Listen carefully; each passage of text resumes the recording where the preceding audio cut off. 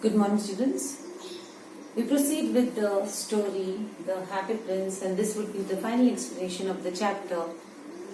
In the last lecture, I had stopped where the swallow decides that he is going to be with the Happy Prince, as the Happy Prince had given away his eyes also to help the poor and the needy. Now, the swallow wants to be living with this Happy Prince only because he actually has developed a bond with him, because the way he displayed his selflessness has touched his heart. Now let's see, page number 33 we had stopped at. What happens next? All the next day he sat on the prince's shoulder and told him stories of what he had seen in the strange lands. So wherever he had travelled, whatever experiences he had gained, he used to narrate them to the prince. "Dear little swallow," said the prince, "you tell me of marvelous things, but more marvelous than anything is the suffering of men and women. There is no mystery so great as misery." So this line he says is, I am okay with listening to whatever you are telling me about your experiences in life you had till now, but there is no much more mystery when compared to the sadness which is around the poor, or how they are suffering. That's more mysterious in every way when compared to your stories. "Fly over my city, little swallow, and tell me what you see there." So the swallow flew over the great city and saw the rich making merry in their beautiful houses, while the beggars were sitting at the gates. As it was quoted earlier by the Happy Prince as well, that the rich were having a gala time, a happy time in their homes, and the poor beggars were sitting on the streets at the gates asking for alms. He flew into dark lanes and saw the white faces of starving children looking out listlessly at the black streets. He saw the white faces. White faces are nothing but pale faces. And when does your face go pale? Pale because of hunger, because of cold. So he could see that pain on the faces of these children. What listlessly over here means watching, just watching without having any interest. Nothing happening around us will interest you. So they were just gazing at nowhere. Under the archway of a bridge, two little boys were lying in each other's arms to try and keep themselves warm. It was getting colder and colder. So the only way is cuddle. And then that's how you feel the warmth. "How hungry we are," they said. "You must not lie here," shouted the watchman. And they wandered out into the rain. So they were chased away from there also, and they were wandering about in the rain. Then he flew back and told the prince what he had seen. "I am covered with fine gold," said the prince. "You must take it off leaf by leaf and give it to the poor. The living always think that gold can make them happy." Now this statement is a very true statement. We are so attached, even the Happy Prince was so attached to his belongings. After his death, it didn't matter to him much what are the riches. They will not help you out in any way. So this statement is so strong. He says that the living think that gold actually makes them happy because it meets with your demands. Those who are poor, for them it meets with your demands. At least you can eat, you can keep yourself warm. And for the rich, it is a way of flaunting your riches in the society. Leaf after leaf of the fine gold the swallow picked off, till the Happy Prince looked quite dull and grey. Remember, he was made out of lead, and then he had a covering of gold. Leaf after leaf of the fine gold he brought to the poor, and the children's faces grew rosier, and they laughed and played in the street. "We have bread now," they cried. Rosier means they went up from pale color, they were now pinkish in color, because they were happy that at least they could get food to eat. Then the snow came, and after the snow came the frost. So slowly the weather was getting intense. The winter was acting on strong.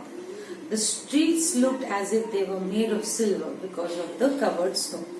Everybody went about in furs, that's the warm wear you wear, and jackets you wear, and the little boys wore scarlet caps and skated on the ice. Scarlet is a color that is, if you wear a scarlet cap, it's around, you can call it, it's Christmas time. The poor little swallow grew colder and colder, but he would not leave the prince. He loved him too well. Now this swallow had to go to Egypt because it can't bear the cold and it has to migrate from one place to other. So because it loved the prince so much, it decided to stay back, though it was very difficult for it to cope with the weather. He picked up crumbs outside the baker's door, and when the baker was not looking, he tried to keep himself warm by flapping his wings. So when the baker was not looking, the crumbs, the pieces of bread, he would pick up and eat. And to keep itself warm, it would rigorously flap its wings so that that movement would keep its body warm. But at last he knew that he was going to die. He had just enough strength to fly up to the prince's shoulder once more. "Goodbye, dear prince," he murmured. "Will you let me kiss your hand?" Now he knew that he's breathing his last breath. So he just gathers all his strength and courage and flies and perches on the shoulder of the happy prince, asking him permission, can he kiss his hand. "I'm glad that you are going to Egypt at last, little swallow." So the prince is of the opinion over here that would be a farewell kiss, and he's wanting to go back to Egypt now. "You have stayed too long here, but you must kiss me on the lips, for I love you." So he said, instead of the hand, "Come, you can kiss me on my lips, because that's the gesture of love I can show you." "It is not to Egypt that I am going," said the little swallow. "I am going to the house of death. Death is the brother of sleep, is he not?" So he says it's the brother of sleep.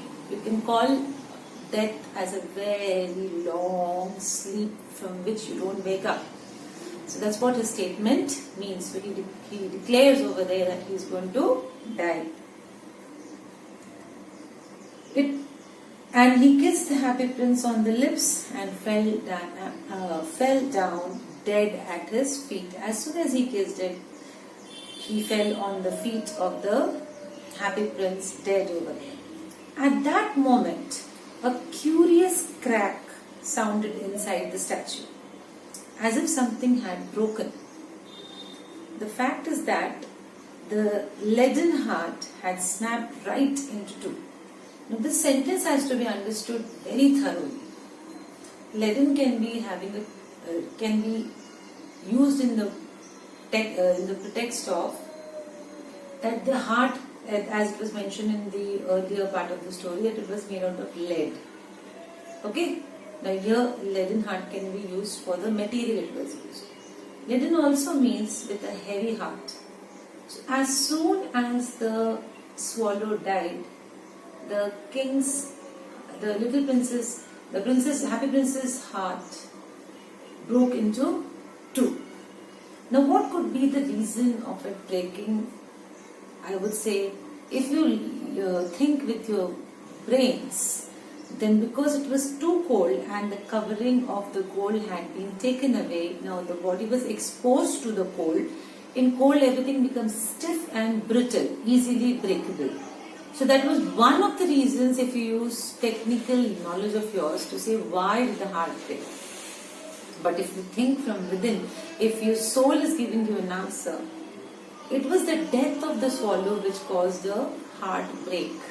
He loved him so dearly, both of them loved each other so dearly, that one died and the other person's heart broke into two pieces.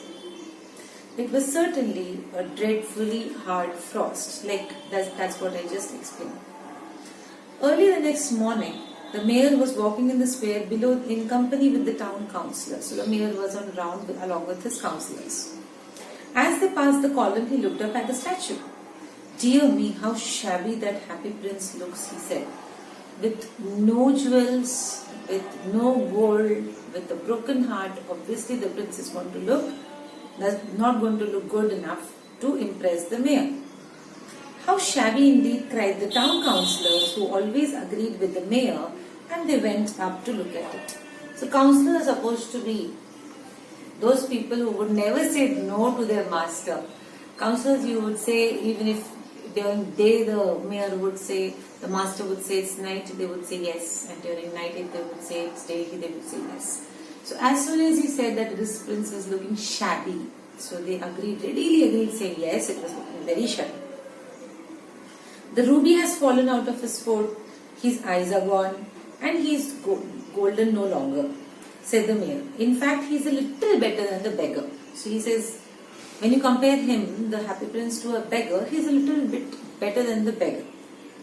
Little better than a beggar, said the town councillors. The same repetitive echo of the sound would be heard by whatever would be said by the mayor.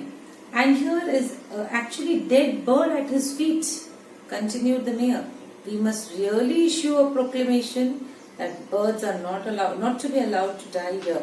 Imagine, is death of an animal in your hand? The proclamation over here is an official announcement of very great importance.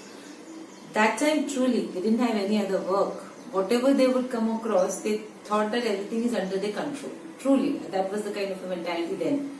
So he says that let's issue a proclamation over here that birds are not allowed to be dead over here. Do you think bird is going to listen to you, or death is going to listen to you in the very first place? And the town clerk made a note of the suggestion. Whatever the mayor was saying, he was noting it down. So they pulled down the statue of the happy prince. As he is no longer beautiful, he is no longer useful as well. So he is not adding beauty to the city, look of the city, so let's bring him down, said the art professor of the university. Then they melted the statue in a furnace. Okay, so this, because it was made out of lead, they wanted to melt it down. What a strange thing, said the overseer of the workmen at the foundry. So foundry is a place where all this like the metallic work goes on, and then he says that this particular, what a strange thing, he finds something very strange. And what's the thing strange? Let's see. This broken lead heart will not melt in the furnace. So he was amazed to see that this particular heart was not melting only. So what do I do with this stuff? We must throw it away. So they threw it on a dust heap where the dead swallow was also lying. So here were the two parts. The main part of the Happy Prince's statue was his heart, and the dead body of the little swallow lay side by side. Bring me the two most precious things in the city, said God to one of his angels. So angels came on round to see what could be the most precious things which can be brought to God.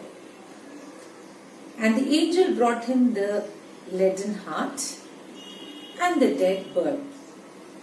You have rightly chosen, said God, for in my garden of paradise, this little bird shall sing for even evermore, and in my city of gold, the happy prince shall praise me. So in the city of gold, the God wanted him to be mounted, the happy prince, and the bird would sing in the paradise. So both were actually given the privilege by God to be in his kingdom, and thereafter being rewarded for their good deeds. So that's the end of the chapter. Thoroughly read the chapter, every nook and corner of it, and solve the exercises which have been given in the print at the back of the chapter. Thank you.